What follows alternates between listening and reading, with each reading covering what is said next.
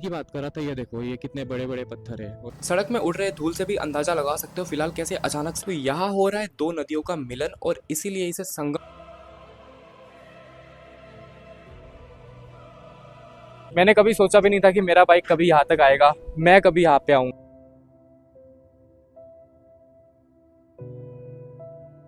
Gas on करना है और ऑन, बस हो गया। इसको तो मैं एक ही बार में खा जाऊंगा, मतलब भूख इतना लग रहा है सुबह। वैसे तो ये सब आखिर में कहते हैं, पर मैं अभी फिलहाल कहना चाहूंगा कि इस वीडियो को हाइप करना मत भूलना और कमेंट करना भी, मैं सबका रिप्लाई करूंगा। तो अभी मैं हूँ लामायुरू में और आज भी मुझे जल्दी निकलना था, लेकिन मेरे से पहले पूरा लामायुरू खाली हो गया और मैं ही सबसे पीछे रह गया। ये व्यू तो तुमने पिछले वीडियो में वैसे देखा ही होगा, लेकिन यहाँ पे नीचे इन पेड़ों के पीछे एक नदी है। लेकिन मेरा तबीयत इतना अजीब सा हो गया कि मैं नीचे भी नहीं गया, बस रूम में रेस्ट लिया और वीडियो एडिट किया।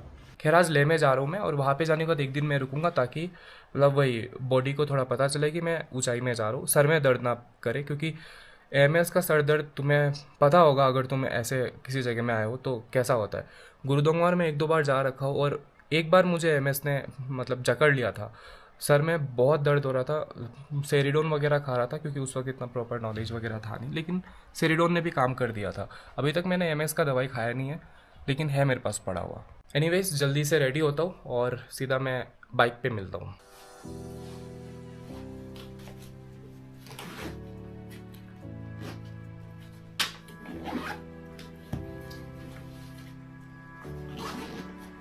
निकलने से पहले यहाँ से मैं टायर का प्रेशर थोड़ा ठीक कर लेता हूँ, मतलब अगर कम है तो दे दूँगा।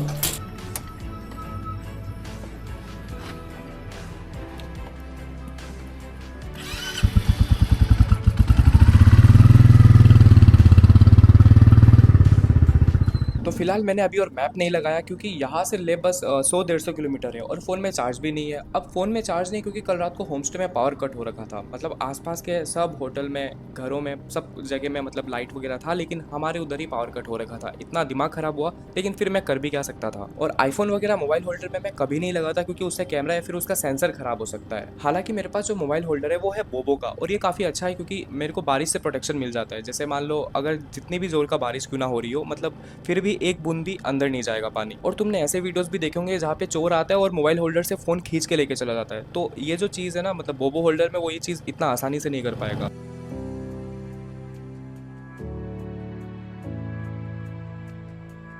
अभी मुझे काफ़ी सारे स्लोप्स मिल रहे हैं, इसलिए एक और बार याद दिलाता हूँ, इंजन ब्रेकिंग का इस्तेमाल ज़रूर करना। मेरे से बेहतर तरीके से तुम्हें इंजन ब्रेकिंग एक्सप्लेन करने वाले मिल जाएंगे, बस यूट्यूब में इस बारे में सर्च कर लेना। वरना तुम भी कल ब्रांड्स को गाली दोगे, रील्स में ही बकवास करोगे, जैसे कि बकवास बाइक है, ब्रेक फेल हो गया और फील्डिंग सेट होते होते बचा। ये सब तुम्हें कंटेंट वगैरह हज़ारों वीडियोस में देखने को मिल जाएगा, और उसका रीज़न यही होता है, मैं बार बार कहता हूँ कि इंजन ब्रेकिंग का प्रॉपर इस्तेमाल करना, खास करके वो भी इतने भारी बाइक है। तो भाई तुम सोच लो बाकी तुम्हें क्या करना है।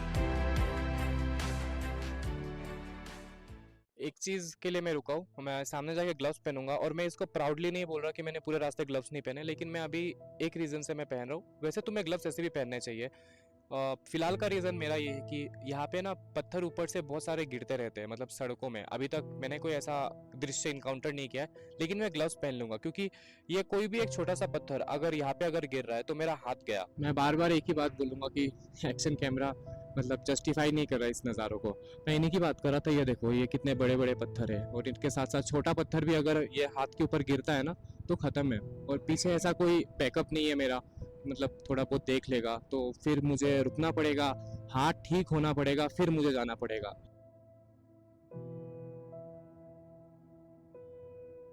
ये मुझे एक ढाबा दिखा है और यहाँ पे तो रुकना होगा मुझे। कुछ दिख नहीं रहा है। पंजाबी ढाबा।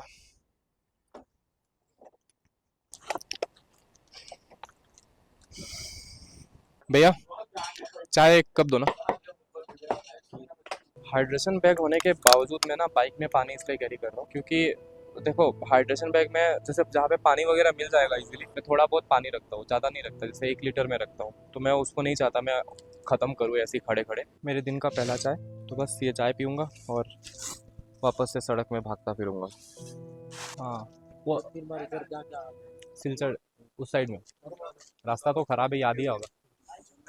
एक बार हम गए थे जब से 2008 में। 2008 उस वक्त भी रास्ता खराब ही रहा होगा, उस समय भी खैर था। अब भी खराब है।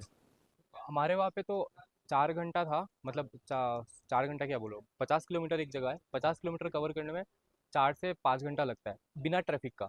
अगर ट्रैफिक हो गया तो मतलब कोई भरोसा नहीं है, जैसे आप वहाँ पर आप रात को भी रुक सकते हो, सड़क में ही कुछ है नहीं उधर आसपास। चलिए भैया, आते आते। दाना पानी हो गया, दाना पानी नहीं मतलब पानी हो गया, चाय भी हो गया। ट्रक को देख के मुझे एक ही चीज़ याद आता है, मतलब मैं हॉरर कंटेंट बहुत कंज्यूम करता हूँ, तो आजकल फीड में कुछ ट्रक रिलेटेड हॉरर स्टोरी आते हैं बार बार, और उनका मतलब जैसे होता है कि ट्रक ड्राइवर की आप बीती है, और उस कहानी में भाई क्या क्या नहीं होता है। वैसे मैं पीछे भैया लोगों से वही बात कर रहा था कि सड़क कैसे है ले तक, और खुद देखो एक बार कि कितने बढ़िया रास्ते हैं, जगह जगह में डायरेक्शन वाले बोर्ड्स जो होते हैं वो दिख जाएंगे, प्लस रास्ते इतने वेल मेंटेन्ड है। और मतलब यहाँ आने वाले, मतलब यहाँ आने से पहले मुझे लग रहा था कि जम्मू के बाद से ही मुझे ऑफ रोड मिलना स्टार्ट हो जाएगा, क्योंकि डरा के रखा हुआ था सबने। मगर ये बात भी है कि मैं खुद डिसअपॉइंट हो जाऊंगा अगर पूरा ट्रिप ऐसे ही इतना आसानी से हो जाएगा तो।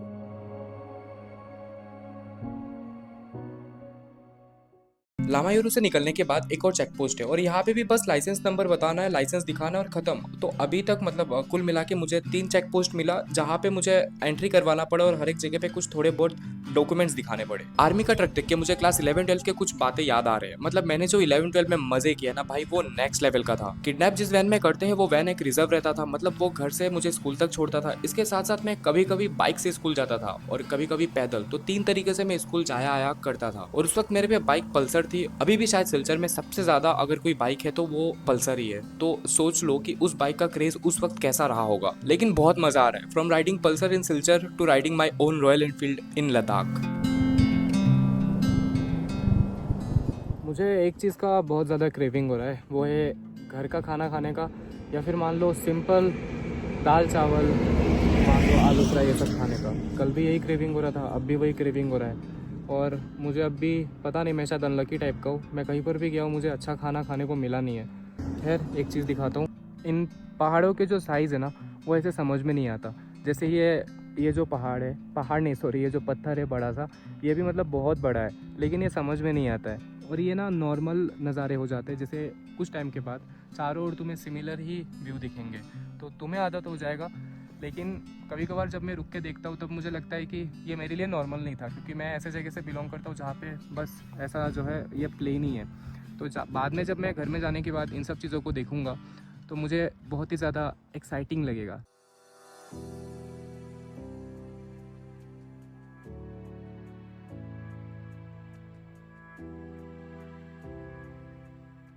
वैसे जब ऐसे पहाड़ वगैरह होते हैं ना, जहाँ पे मतलब जैसे पत्थर वगैरह होते हैं, उनके बीच में मतलब रास्ते में कभी भी, जैसे मैं अभी रुका हुआ हूँ, ऐसे में कभी भी रुकने को मैं नहीं बोलता हूँ, मतलब रिकमेंड नहीं करता हूँ। उसका रीज़न है कि जैसे ये पत्थर होते हैं वो नीचे कभी भी आके गिर सकते हैं।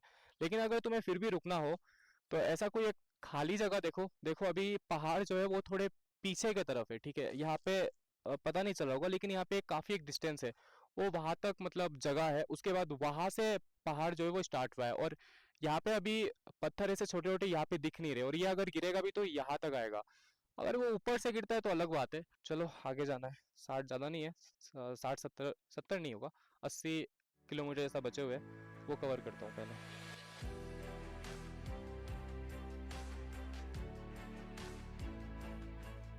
अब ये कैसे हो गया वो नहीं पता, हो सकता है कुछ ज़्यादा स्पीड में रहा हो, और बाकी नो आइडिया, डायरेक्ट पलट गया। मैं इस राइड में बहुत ही संभल के बाइक चलाऊंगा, मेरा बाइक भारी है, ऑफ रोड के लिए नहीं बना है, तो मैं इसको वैसे तो नहीं चला सकता। एक चीज़ तो मैं नोटिस करता हूँ, लोग प्रॉपर हाईवे में जहाँ पे रास्ते अच्छे हैं वहाँ पे भी सैडलिंग करके जाते हैं। अब उसके पीछे का लॉजिक मुझे समझ नहीं आता, और हाईवे में करने का रीज़न भी मुझे आज तक पता नहीं चला। अगर लेकिन तुम्हें पता है तो मुझे कमेंट सेक्शन में ज़रूर बताना।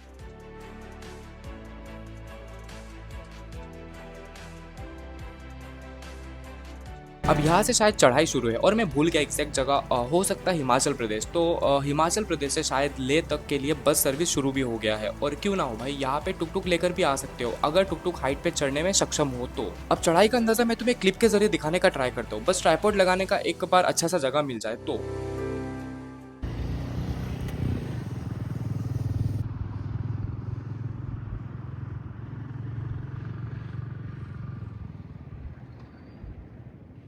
तुमने या मैंने ये जो सीधे रास्ते हैं इनका वीडियो मतलब बहुत सारे रील्स देखा होगा, और ये वही सब रास्ते हैं। यहाँ पे कोई स्पीड लिमिट मान के नहीं चलता होगा, लेकिन हम आराम से जाएंगे क्योंकि हमें कोई जल्दबाजी नहीं है।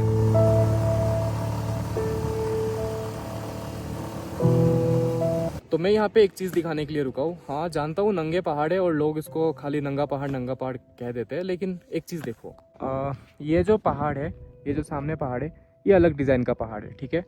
पीछे जो बादलों के बीच में जो है पहाड़, मतलब ऊपर जो बादल दिख रहे हैं और हल्का हल्का जो वो स्नो दिख रहा है ना के बराबर, ठीक है, उधर भी थोड़ा बहुत जो स्नो दिख रहा है ना के बराबर, उनका डिज़ाइन जो है वो अलग है।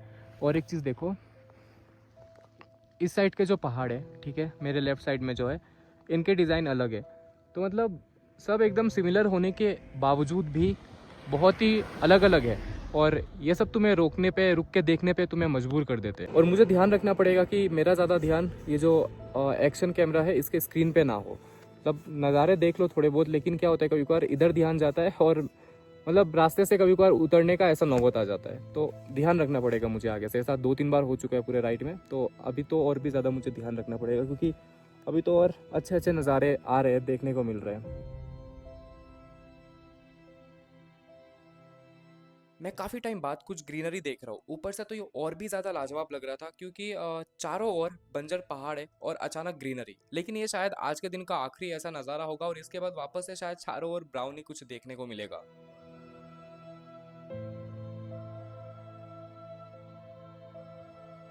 तो दाल चावल का तो नहीं पता कहाँ पे मिलेगा मुझे, और फिलहाल मुझे लेकिन मैगी खाने का मन कर रहा है। तो मैं यहाँ पे एक कैफ़े में रुका हूँ, यहाँ से ले कुछ 30-40 किलोमीटर दूर है, तो मैगी खाता हूँ फिलहाल। दाल चावल ले मैं ढूंढूंगा। डीकैथलॉन, भाई डीकैथलॉन में नहीं घुसना यार, क्यों पता है, क्योंकि डीकैथलॉन में घुसने से कुछ ना कुछ खरीदना पड़ता है, और भाई 2000 का अगर तुम सामान लेने जाते हो, कम से कम 5-6 हज़ार का सामान लेके आते हो। कुछ छूटा तो नहीं मेरा यहाँ पे? नहीं, चलो। तो ये रहा एक प्यारा सा कैफ़े, और वहाँ पे एक बुलेट रखा हुआ है। पहले तो उधर देखते हैं उसको।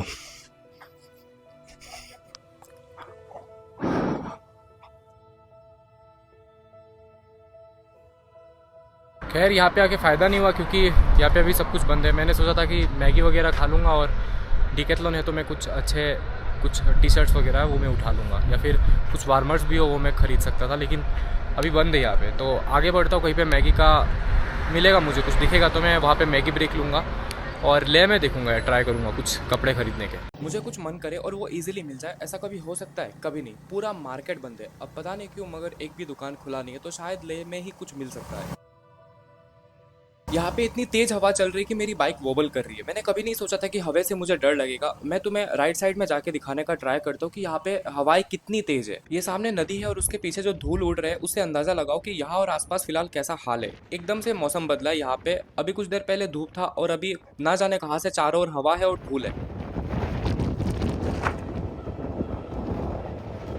ये सब खुले मैदान में होने से अच्छा लगता है, मगर यहाँ नहीं। ये तेज गति से पहाड़ों से टकराने वाली हवा छोटे छोटे पत्थरों को और पत्थरों के कणों को नीचे ला रही है, और मेरे हेलमेट में पत्थर के कण और धूल गिर रहे हैं, और ये सब काफी डरावना है। जैसे हवा का एक तेज झोंका, और मैं नीचे जा सकता हूँ या फिर गिर सकता हूँ। और इसके साथ साथ ही हवा मुझे बाएं और नहीं बल्कि दाएं और ढकेल रही है, जहाँ से गाड़ियां मुझे क्रॉस कर रही है।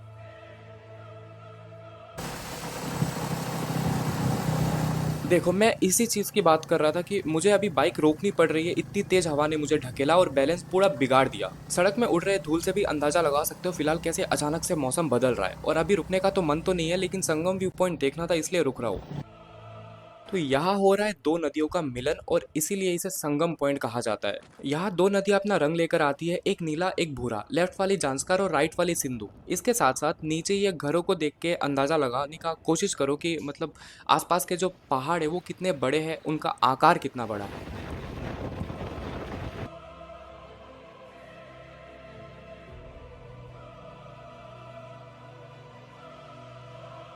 अभी भी मौसम सही नहीं हुआ, मगर अभी मैं निकल रहा हूँ यहाँ से, क्योंकि कुछ ही देर में मैं मैग्नेटिक हिल्स भी पहुँचने वाला हूँ। मैग्नेटिक हिल्स के बारे में तुमने सुना होगा। गुरुत्वाकर्षण यहाँ काम नहीं करता ऐसा प्रतीत होता है। गाड़ी खुद ब खुद चढ़ाई चढ़ जाती है, जैसे कोई अदृश्य शक्ति खींच रही हो। तो मैं पहुंच गया मैग्नेटिक हिल्स, और यहाँ पे एटीवी राइड भी कर सकते हो। पता नहीं मैं ट्राई करूंगा या नहीं करूंगा, मगर ट्राई किया तो एक नया एक्सपीरियंस होगा। और ये जो सामने जो पॉइंट है वहीं से ये चमत्कार होता है, मगर मेरे पास गाड़ी नहीं है, तो मैं ये सब करके मैं दिखा तो नहीं सकता फिलहाल। कितना होगा भाई? 2000, 1000। एटीवी का प्राइस कैसा है? 1200 पर पर्सन।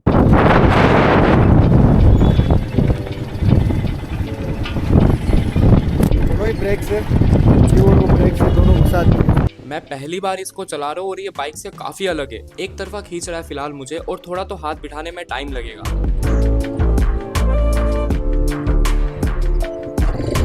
मैं इंस्ट्रक्शन को फॉलो करते हुए हाथ को लूज रख रहा हूँ, लेकिन फिर भी बार बार राइट साइड में ये जा रहा है। स्किल्स इशू है पता है, मगर धीरे धीरे मैं शायद सीख जाऊंगा।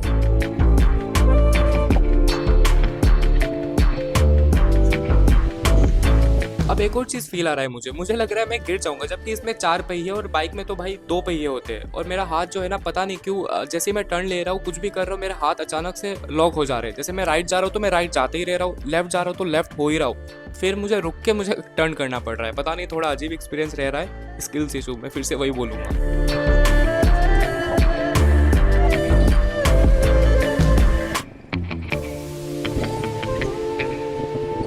तो बहुत कोशिश करने के बाद अभी थोड़ा बहुत मैं ठीक से चला रहा हूँ, मगर सॉरी भाई, तुम शायद किसी पहले इंसान को इतना स्लो एटीवी चलाते हुए देख रहे हो। ऑल टेरेन व्हीकल है, पर मैं सड़क होते हुए भी ढंग से नहीं चला पा रहा।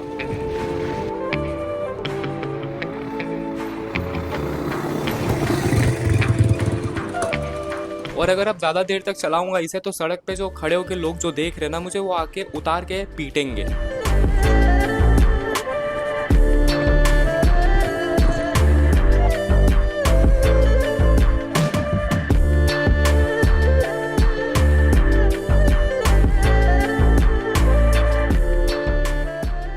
एटीवी चलाने के बाद बाइक चलाने में अजीब लग रहा है और टर्न लेने में प्रॉब्लम हो रहा है। ऐसा लग रहा है जबरदस्ती मैं टर्न ले रहा हूँ। ज्यादा देर तक एटीवी चलाया भी नहीं, लेकिन फिर भी अजीब लग रहा है। और अभी मुझे बाइक में अपना हाथ बिठाना होगा। फिलहाल लगभग मैं लेह पहुंच चुका हूँ और मेरा घर काफ़ी दूर है। मैं बार बार इसलिए कहता हूँ क्योंकि हमारे वहाँ पे इन सब चीज़ों का इतना ज़्यादा चाल चलन नहीं है। तो राइडिंग करना या फिर राइडिंग गियर्स परचेज करना या फिर इतने दूर आना बाइक में, मैंने कभी सोचा भी नहीं था कि मेरा बाइक कभी यहाँ तक आएगा, मैं कभी यहाँ पे आऊँगा। और ऐसा मैं नहीं बोल रहा कि मैं ही पहला इंसान हूँ जो अपने वहाँ से मैं लद्दाख आया हूँ। मेरा कहने का मतलब है, वैसे भी ये कोई कंपटीशन नहीं है, लेकिन मेरे खुद के लिए बहुत एक प्राउड का बात है कि मैं यहाँ पर आया हूँ। मैं सीधा मतलब यहाँ से, ठीक है, एक बार सर्च करना आसाम सिलचर, काफ़ी दूर है मेरे लिए, तो काफ़ी दूर है।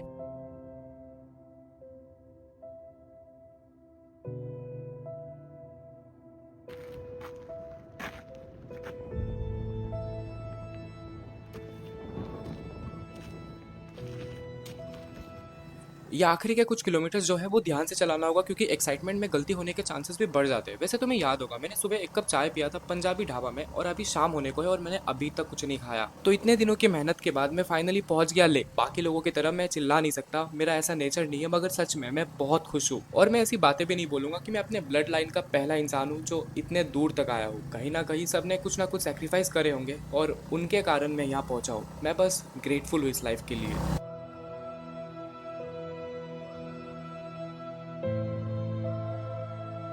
कब से कुछ नहीं है, तो पूरे रास्ते में ही बंद है। लेह से एंटर करने से पहले से ही कुछ नहीं है, मतलब कहाँ से नहीं है, मतलब मैं भूल भी गया। 60-70 किलोमीटर होगा वहां से, तो बंद है। हाँ बंद है पूरा। अरे वो मैग्नेटिक हिल्स है ना, उसके पहले से ही बंद है।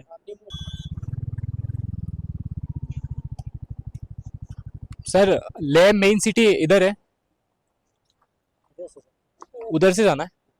आज कोई रेस्टोरेंट वगैरह खुला नहीं है।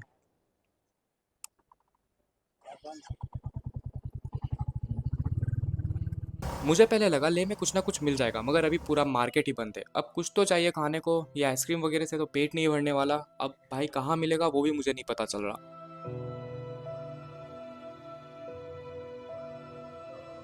मैंने एक चीज सोचा कि होटल या होम स्टे ले लेता हूँ, फिर खाने का जुगाड़ करूंगा। और मैं देख ही रहा था, तभी ये जो सामने भाई जा रहा है वो मिला, और फिर मैंने अपना बजट बताया, तो भाई ने बोला तुम्हारे बजट के हिसाब से मैं तुम्हें रूम दिखा देता हूँ।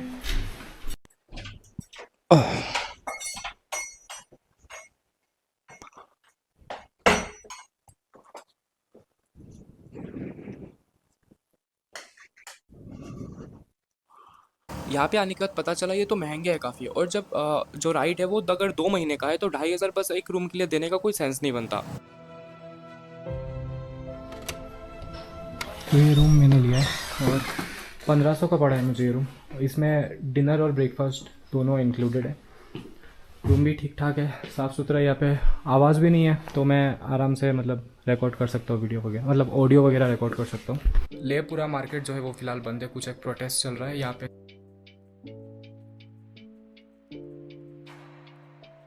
तो अभी मेरा नहाना हो गया है और लकीली मैं एक दुकान में गया था, वहाँ पे मुझे ये दूध मिल गया। मतलब उन्होंने आंटी जो थे उन्होंने छुप छुप के दिया था।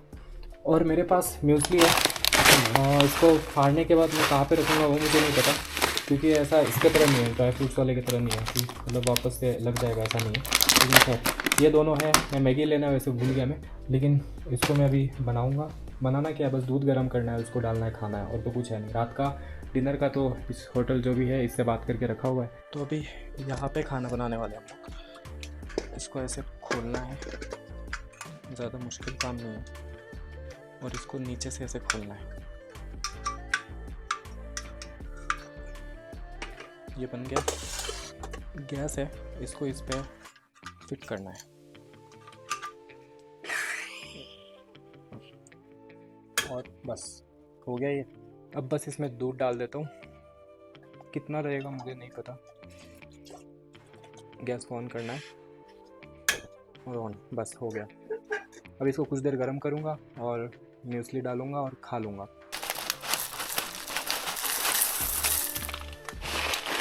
इसको तो मैं एक ही बार में खा लूँगा। मतलब भूख इतना लग रहा है, सुबह मैंने कब चाय पिया और अभी टाइम कितना हो रहा होगा, 4:30 के आसपास हो रहा होगा। कुछ भी नहीं खाया, ये खा रहा हूँ मैं। अभी मैं ले में घूमता हूँ, तब तक तुम इस वीडियो को हाइप करना मत भूलना, कमेंट करना मत भूलना, और ऐसे बोनस शेयर भी कर देना। जितने ज़्यादा लोगों तक हमारा चैनल पहुंचेगा उतना ही जल्दी वीडियो बनाने के लिए मैं मोटिवेट होता रहूँगा। मैं मिलूंगा तुमसे अगले वीडियो में एक्सप्लोर करते हुए ले को। तब तक तुम अपना ध्यान रखना। बाय।